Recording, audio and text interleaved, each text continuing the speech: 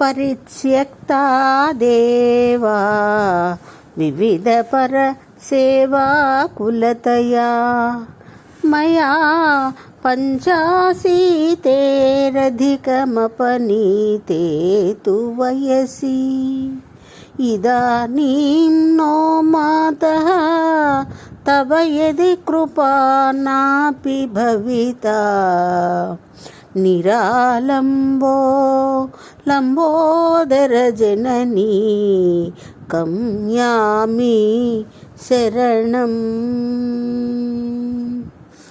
ఇది దేవి అపరాధ క్షమార్పణ స్తోత్రంలో 5వ శ్లోకం.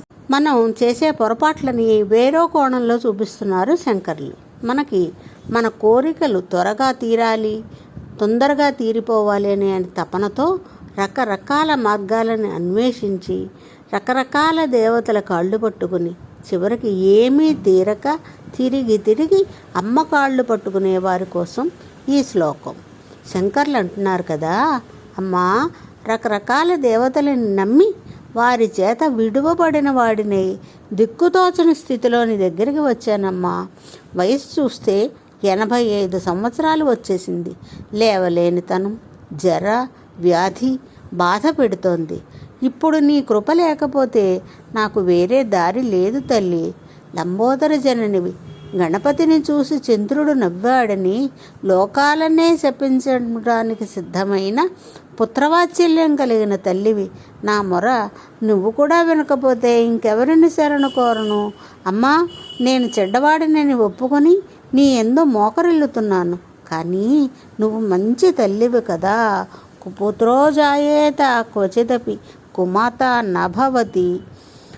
నన్ను కరుణించమ్మా అంటున్నారు శంకర్లు. ఈ సందర్భంగా మనం ముకుందమాలలోని ఒక శ్లోకం, మంచి శ్లోకం, ఇది కూడా ఒకసారి మనం చదువుకోవచ్చు.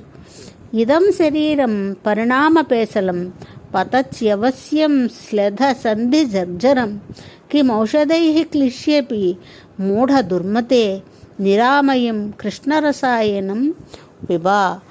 ఈ శ్లోకంలో చెప్తున్నది ఏమిటి అంటే, ఈ శరీరం పరిణామ క్రమంలో మారిపోతూ ఉంటుంది. దీనినే నమ్ముకున్న నువ్వు రకరకాల దుష్కార్యాలు అవి చేస్తూ ఉంటే చివరికి మిగిలేది ఏది? అందుకే కృష్ణరసాయనం పిబా అంటున్నారు ముకుందమాలలో కులశేఖరాళ్వారు వారు. ఏ కృష్ణయ్య గురించి చెప్పినా, అమ్మ గురించి చెప్పినా మనం చిట్ట చివరిగా భగవంతుడు కాళ్ళు పట్టుకోవలసిందే కదా. అందుకే అమ్మ కాళ్ళు పట్టుకొని శరణు వేడమని కోరుదాం.